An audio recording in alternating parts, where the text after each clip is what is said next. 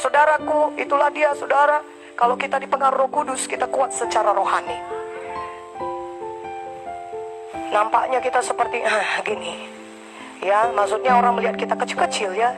Tapi orang dunia bilang kecil-kecil cabai rawit katanya saudara. Ketika orang lain sudah jatuh membungkuk, saudara tetap tegak berdiri. Ketika orang semua sudah jatuh dalam dosa, saudara tetap hidup kudus. Oh, haleluya. Ketika semua orang di sekeliling saudara membujuk saudara jatuh dalam dosa, saudara tidak terpengaruh. Yang ada adalah pengaruh Roh Kudus di dalam saudara. Kuat secara roh, katakan amin. Yang kelima, pengaruh yang manis dari Roh Kudus untuk kekuatan fisik saudara. Nah saudaraku, kekuatan fisik datang dari latihan badani, kekuatan fisik ya. Datang dari makan, berolahraga dengan baik dan teratur. Tetapi saudara, kita harus menyadari bahwasanya ada kekuatan yang datang dari alam roh untuk fisik kita. Nah saudaraku, Roh Kudus juga memberikan kekuatan fisik yang supernatural. Jadi Roh Kudus dapat memberikan kekuatan fisik kepada saudara. Bukan hanya memberikan kekuatan roh, bukan hanya membuat manusia roh saudara kuat, tapi fisik saudara juga bisa dikuatkannya. Ini sangat luar biasa. Alkitab penuh dengan contoh-contoh dari manusia yang menerima kekuatan supernatural dari alam roh. Ketika saudara berada di bawah pengaruh Roh Kudus, saudara menerima kekuatan dari Tuhan. Saudaraku, itulah sebabnya kenapa saudara tidak merasa capek atau lemah atau sakit ketika saudara melayani di bawah pengurapan. Justru sebaliknya yang terjadi kepada saudara, saudara sangat bergairah sekali, sangat semangat melayani. Amin. Kalau saudara berada di bawah pengurapan, saudara bukan merasa loyo, bukan merasa capek atau berusaha merasa sakit, tidak.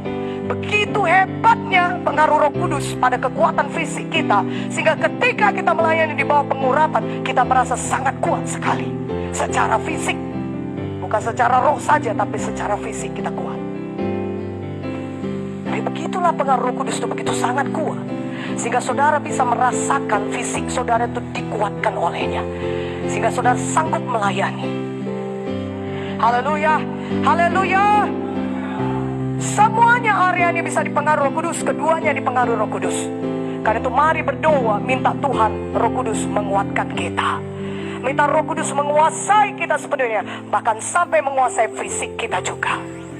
Majulah melayani Tuhan, jangan takut, jangan gentar. Semakin saudara melayani Tuhan, semakin Tuhan bekerja dalam hidup saudara.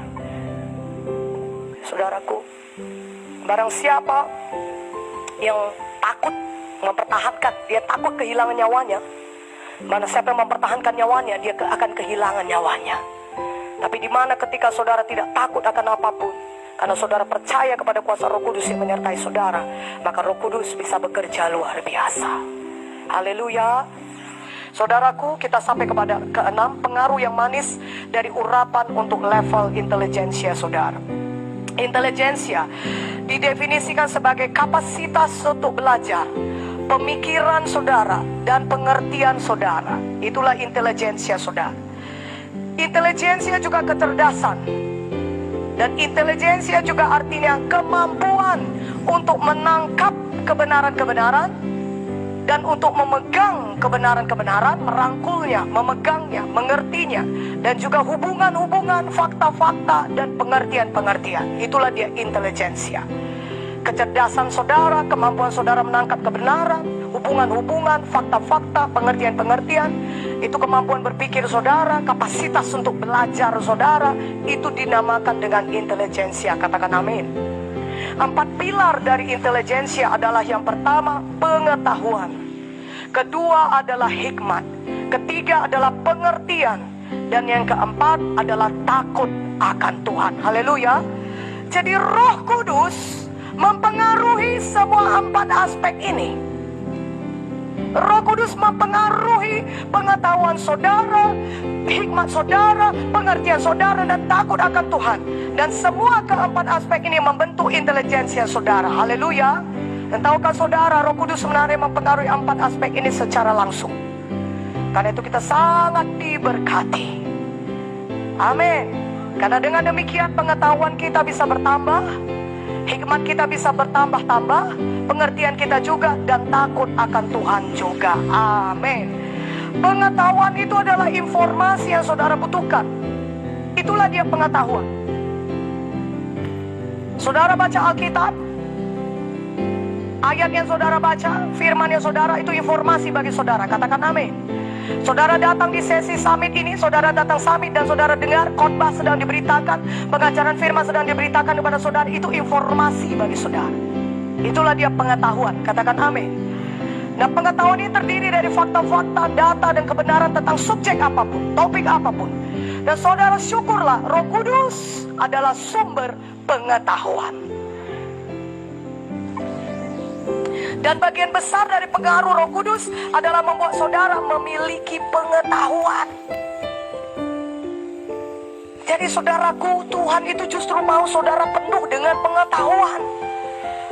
Saudara limpah dengan pengetahuan. Karena bagian besar dari pengaruh Roh Kudus adalah membuat saudara penuh dengan pengetahuan. Bukan jadi orang yang tidak berpengetahuan. Justru penuh Roh Kudus akan membuat saudara penuh dengan pengetahuan. Berikan kemuliaan bagi nama Tuhan. Haleluya.